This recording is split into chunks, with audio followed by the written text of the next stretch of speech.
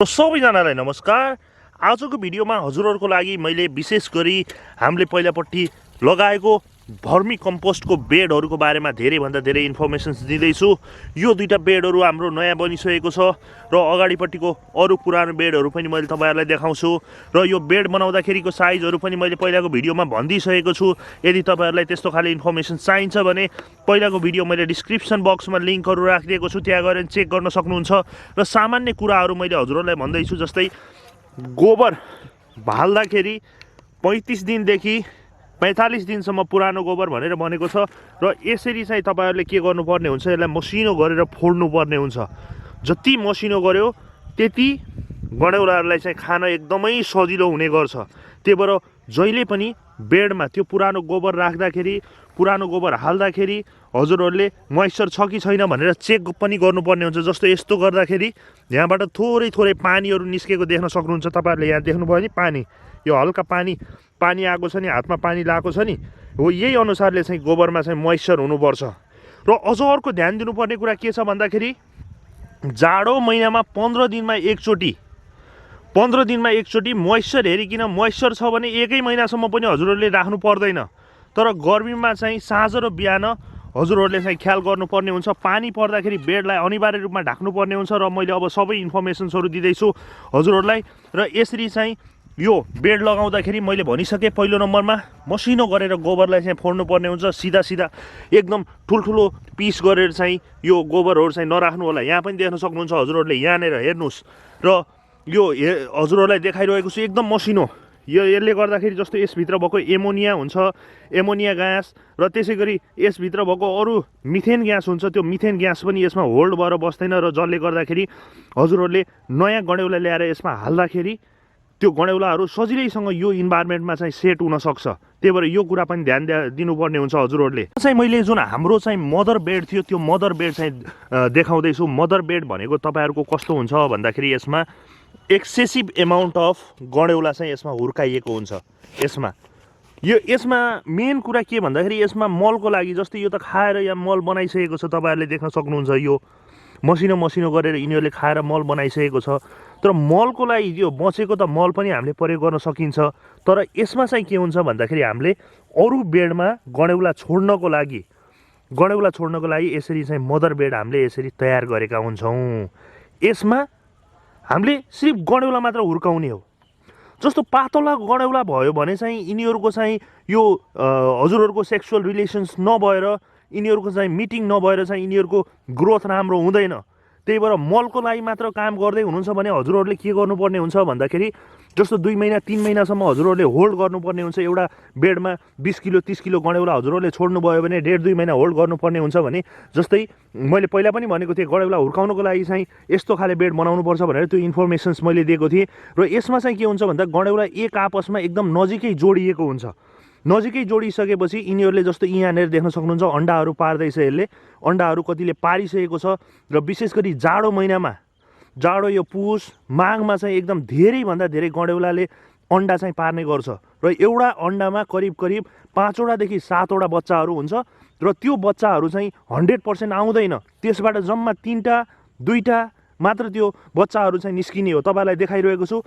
Mother bed भनेको हजुरहरूले अरू बेडमा छोड्नभन्दा पहिला आफ्नै फार्ममा यसरी चाहिँ धेरैभन्दा धेरै गडेउलाहरू चाहिँ हुर्काउनु पर्ने हुन्छ।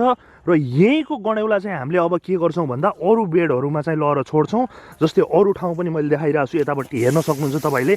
यहाँनिर हेरौँ, यहाँनिर तपाईँलाई यो चाहिँ हाम्रो मदर बेड हो। मदर बेड देखाइरहेको छु मैले, हेर्न सक्नुहुन्छ। यहाँनिर चाहिँ हाम्रो के छ भन्दाखेरि यस्तो खाले गडेउलाहरू पाउनुहुन्छ। जस्तो गडेउला भनेर केजीको अब तपाईँहरूले धेरै रेटहरू पाउनुहुन्छ। गडेउला भनेर गडेउला मात्र चाहिँ हुँदैन, फेरि हजुरहरूले केजीको किन्न खोज्दाखेरि त्यसमा करिब 70% चाहिँ गडेउला हुन्छ, 30% चाहिँ यिनीहरूले जो खाने खाले मल हुन्छ। र लास्टमा चाहिँ जस्तो 20 किलो 30 किलो तपाईँहरूले उठाउनु भयो भने, 30 किलो उठाउनु भयो भने त्यसमा 5-7 किलो चाहिँ एक्स्ट्रा मलहरू पाउनुहुन्छ। र त्यसरी करिब 1 किलो गडेउलामा चाहिँ हजुरहरूको सङ्ख्या भनेको 1000देखि लिएर 1200-1300सम्म गडेउलाको चाहिँ सङ्ख्याहरू हुन्छ। यसरी देखाइरहेको छु मैले, हजुरहरूले देख्न सक्नुहुन्छ। देखाइरहेको छु मैले। र जाडोमा चाहिँ विशेष गरी यिनीहरू एकदम तल चाहिँ गएको हुन्छन्, तपाईँहरूले देख्न सक्नुहुन्छ। यस्तो हुन्छ मदर गडेउलाहरू। यहाँ हेर्नुहोस् तपाईँहरूले यही गडेउलाहरू चाहिँ पाउने हो। करिब करिब 1 केजी गडेउलामा चाहिँ मैले भनिसकेँ 1000 देखि लिएर 1200 पिस गडेउला हुन्छ र यो साइजको गडेउलाहरू चाहिँ तपाईँहरूले पाउनुहुन्छ। र हजुरहरूले पनि यहाँनिर देख्न सक्नुहुन्छ तपाईँहरूले यसले अन्डा पारेको। यहाँनिर मसिनो मसिनो अन्डाहरू यहाँ हेर्नुहोस्, यो चाहिँ यसको अन्डाहरू हो। यहाँनिर यो जुन खैरो खैरो तपाईँहरूले देख्नुभएको छ नि, यहाँनिर यो म देखाउन कोसिस गरिरहेको छु, तपाईँहरूले हेर्न सक्नुहुन्छ।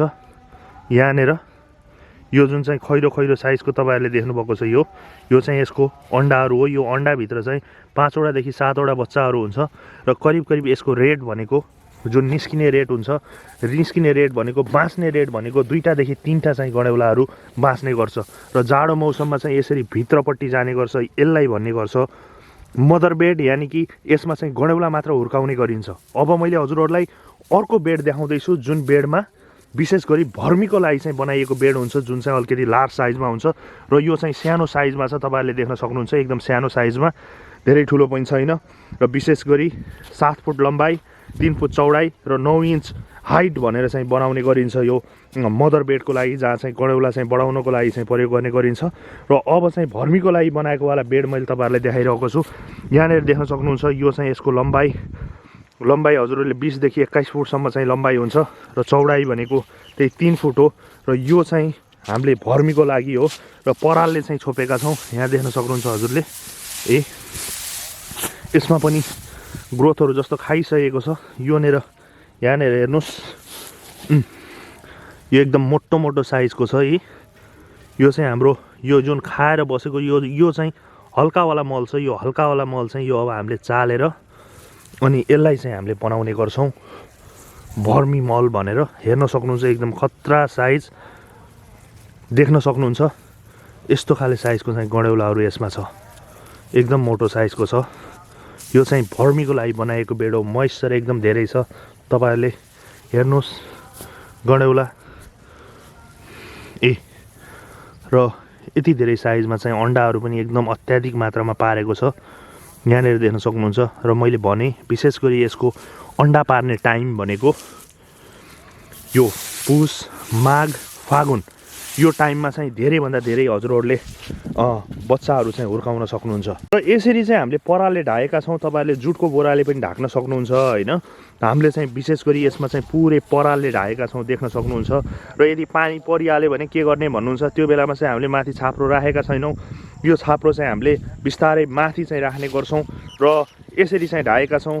हजुरहरूले देख्न सक्नुहुन्छ माथिबाट चाहिँ छाप्रो अनिवार्य रूपमा राख्यो भने, जस्तो पानी एक्सेसिभ मात्रामा आयो भने त्यसबाट चाहिँ बस्न सकिन्छ। र मैले भन्दैछु यसको सट्टामा हजुरहरूले परालको सट्टामा जुटको बोरा पनि राख्न सक्नुहुन्छ। तर यो परालको राख्नुको कारण के भन्दाखेरि यसबाट जस्तो इन्भाइरोमेन्टसँग भएको जुन मोइस्चरहरू छ त्यो परालले पनि अलिअलि होल्ड गर्ने र अलिकति त्यसभित्रको टेम्परेचर चाहिँ सही तरिकाबाट मेन्टेन गर्ने भएको कारणले गर्दाखेरि।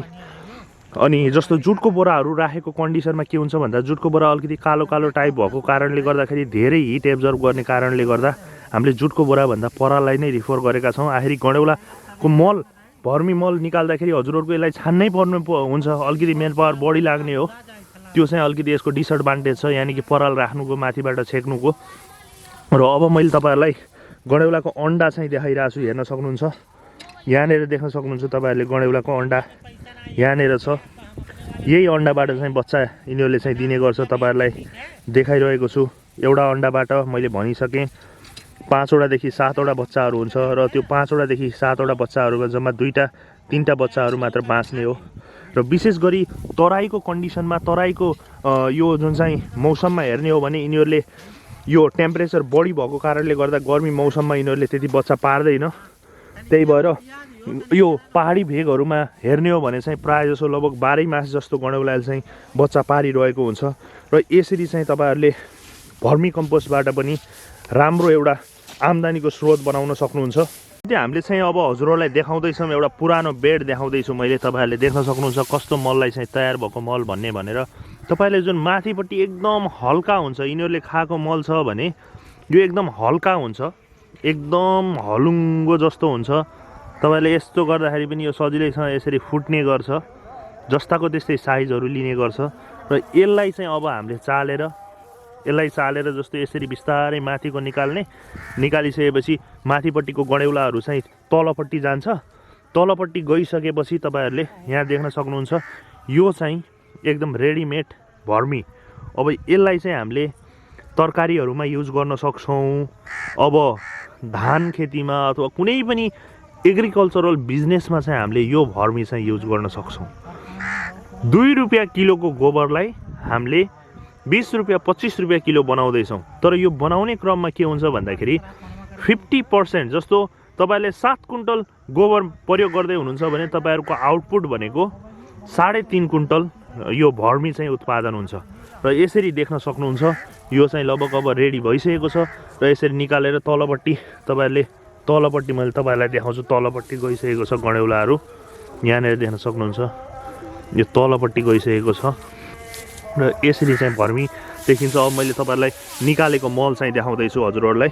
यसैलाई चाहिँ हामीले के गर्छौँ भन्दा चाल्छौँ। यसलाई चालिसकेपछि यसैलाई जुन बाहिरपट्टिको यो मोटो भागहरू चाहिँ हामीले बाहिर फाल्छौँ र मसिनो जुन गडेउला मल छ त्यो गडेउला मललाई प्याकिङ गरेर हामीले चाहिँ बेच्ने गर्छौँ। र यसैलाई भन्ने गरिन्छ भर्मी कम्पोस्ट। मल पनि बेच्न मिल्ने, गडेउला पनि बेच्न मिल्ने।